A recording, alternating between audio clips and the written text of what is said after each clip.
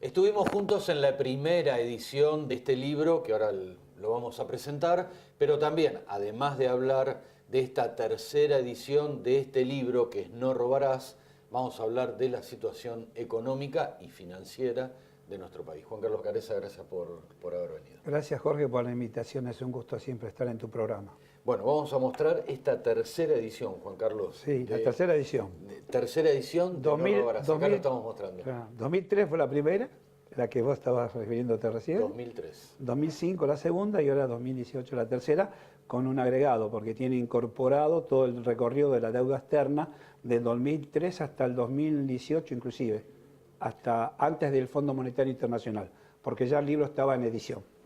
O sea que tenemos acá en este material, hasta ahora, actualidad. Desde que arrancó con Rivadavia. Y además también tenemos un capítulo de cómo se crea la moneda, un capítulo del desarrollo de la propiedad de la tierra, digamos, y bueno, es variado el libro, pero tiene todo un centro neurálgico que es el tema de la deuda externa, por eso tiene como subtítulo que, si lo ves acá, la deuda como instrumento... La deuda externa, instrumento de dominación y condicionamiento para el desarrollo. Claro, es cierto, y bueno, lo estamos viendo. Hoy se está viendo. Mientras el país se siga endeudando, va a ser imposible tener un desarrollo, más cuando hacen deuda no por inversión. Uno puede tomar deuda para inversión, ¿no? Y hablamos tantas veces, ¿no? Una cosa endeudarse para crecer. Bueno, desde lo personal pasa también. Claro, claro. Cuando pedís un préstamo para salir de la deuda, te terminaste de hundir, ¿no? Una cosa es pedir un préstamo para comprarte una casa y una cosa es pedir un préstamo para tapar déficit de tarjeta de crédito, por ejemplo. No es lo mismo. Ahora, para hacer un poquito de historia, Juan Carlos, porque todo está relacionado con todo, como decimos siempre, y nosotros entramos en el Fondo Monetario Internacional 6 meses después del derrocamiento de Juan Domingo Perón. Sí, fue a mitad del año 56. 56. De la mano de Prebisch. Prebisch, para que recuerden todos, el doctor Prebisch fue el primer gerente general del Banco Central de la República Argentina, creado en el año 35. Cuando el Banco Central de la República Argentina, el 51% era en manos extranjeras, en manos inglesas, y el 49% en manos del Estado Nacional. Así que no era un banco estatal, era un banco más bien privado con participación estatal. El primer gerente de ese banco fue el doctor Prebisch, que tenía una visión determinada de la economía, con una postilla. 1932 fue el creador que redactó de puño y letra el impuesto a los réditos, hoy llamado impuesto a las ganancias. En 1932. Sí. En el gobierno de Uriburu. Por eso hoy nos quejamos y le echamos la culpa a un gobierno a otro, pero fíjate vos desde cuándo viene todo, ¿no? Claro. Fíjate vos que en la década del 30, la crisis que se produce 29, 30, 31 en Estados Unidos y en el mundo, acá genera la creación del Banco Central, la Junta Nacional de Carnes, la Junta Nacional de Granos, el impuesto a los réditos y también la caja de conversión. Fíjate que es una cosa rarísima que en la estirpe oligárquica conservadora de la década del 30, que le dan el golpe de Irigoyen con Uriburu de presidente, está 2 años Uriburu después con las famosas elecciones fraudulentas que decían que se hacían en la década del 30, el general Justo toma la presidencia. Y es la época donde se firma el pacto Roca-Runciman con Inglaterra, que Inglaterra se queda con todos los servicios públicos y para comprarnos un poco más de carne, ¿no? Ahora, ¿cómo actúan a veces los sectores de poder? En ese momento se volvieron sectores estatistas. Crearon el Banco Central, crearon la Junta Nacional de Carnes, crearon la Junta Nacional de Granos. Claro, fueron estatistas, pero obviamente siempre en beneficio de un sector, ¿no es cierto? Del sector oligárquico conservador que tenía a su cargo las riendas en la década. Por algo fue llamada la década infame, por algo fue llamado una década de grandes grandes problemáticas para el pueblo en general. Mi padre era del 19, de 1919. Yo ya estoy contando anécdotas de mi padre, ahora cada vez que voy a hablar de economía cuento anécdotas de mi abuelo y de mi padre, del padre de mi mamá y de mi padre. Mi padre nació en el 19, en el 30 tenía 11 años, 12 años. Ujú. Él me contó siempre que se vendía pan del día y pan del día anterior, a la mitad de precio. A mitad de precio. ¿Sí? Ujú. Sí, sí. Lo leí. Sí, Yo lo leí eso. Bueno, él me lo contó porque él lo vivió. Y mi abuelo me contaba que no tomaban el tranvía para no gastar los 5 centavos del boleto ida y 5 centavos boleto vuelta. Esto así, como te lo digo, de cuerpo y alma de dos personas que vivieron ese proceso. Ujú. Y te digo las cosas que más me contaron, que bueno, Sí, sí. no tiene... Ahora, Juan Carlos, digo esto, no robar, vamos a basarnos en el libro, pero en la actualidad. Nuestra principal carga es la deuda externa, No. el FMI, o sea, y todo lo que Es la deuda. o sea, vamos al libro y a la actualidad.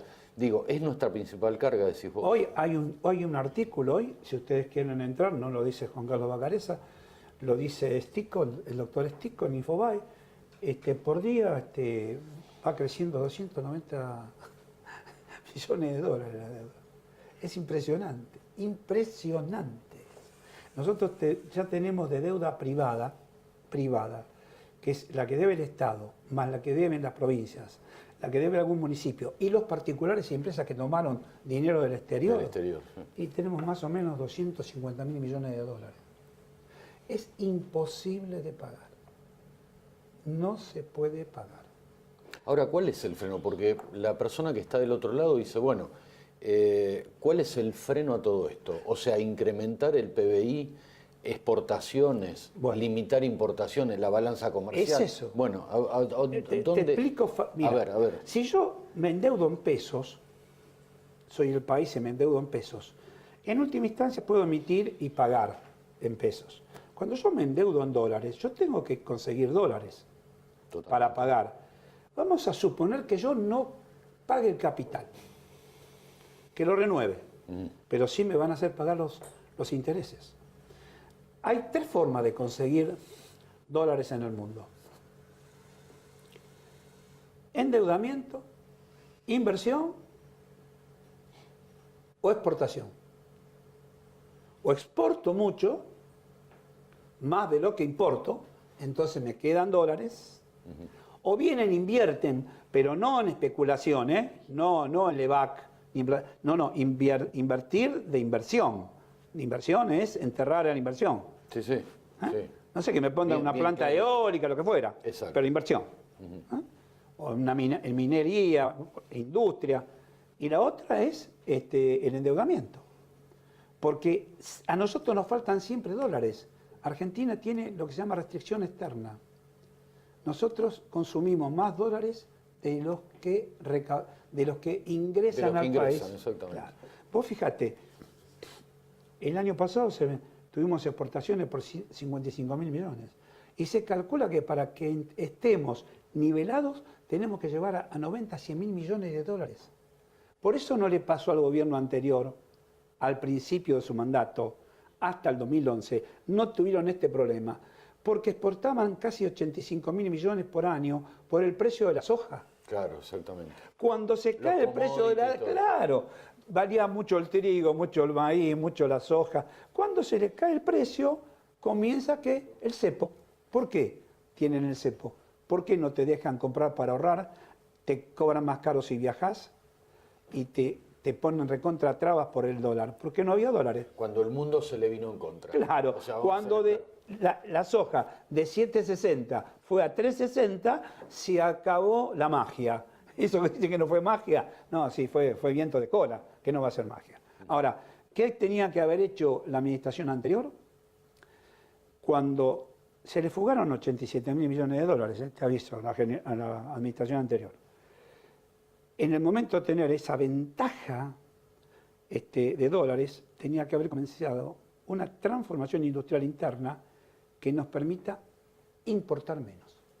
No digo no importar nada porque es imposible. Pero sí importar menos. Porque nosotros tenemos una industria que es insumo dependiente. Nosotros dependemos mucho de los insumos del exterior. Cada auto lleva un 70% de piezas del exterior, cada auto. Entonces, cuando vos generás demanda, la demanda genera que la industria camine. Pero nuestra industria es armadora, no productora. Entonces vos generás demanda, la gente compra, viaja, y se te caen las exportaciones. Mientras vos tenés exportaciones a 85.000 millones, no te pasa nada. Pero cuando te bajan a 60.000 o 55.000, patinaste. Sí, te fuiste. Seguro. Esto es lo que sucede. Y esta administración, eso lo cubrió con endeudamiento. El endeudamiento, vamos a ser honestos, no hay que mentir, el endeudamiento no fue para cubrir el déficit fiscal. El endeudamiento fue para traer dólares de lo que iban a faltar, porque íbamos a importar más, porque las empresas comenzaron a girar sus utilidades al exterior, que con el gobierno anterior no podían, sus dividendos, su royalty, los fletes, los seguros. Entonces, si yo no me endeudaba, no podía. No podía hacer eso, porque con dólares no se pagan las jubilaciones ni los sueldos. Seguro. Mira, no se pagan con dólares. Seguro. Por eso tenía que cambiarlo con el Banco Central. Hicieron una pila así de LEVAC después, ¿no? Lo cambiaban y después lo recogían de nuevo. Entonces, en realidad, ese endeudamiento permitió que Argentina pueda importar más, viajar más. ¿Eh? Ahora, ¿cuánto nos da por año eso? Al revés, 35.000 millones de dólares. Negativo.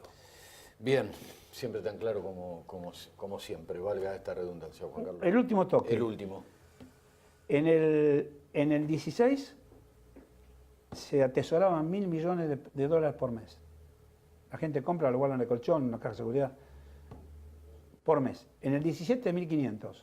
Y en el 18, 1.800. Bien, todo aquel que le interese este libro, No robarás, puede ver el mail de nuestro programa que sale en el Zocalito, un Zócalo ahí, también en Facebook. Todo aquel interesado, se comunica con vos y vos. Y nos conectamos. Gracias, Juan Carlos, como siempre. Gracias, mil gracias. Fuiste el primero que lo presentaste. El primero, y ahora seguimos con la y ahora tercera seguimos con la edición. presentación. Es un gusto, Jorge. Bueno, igualmente. Pausa.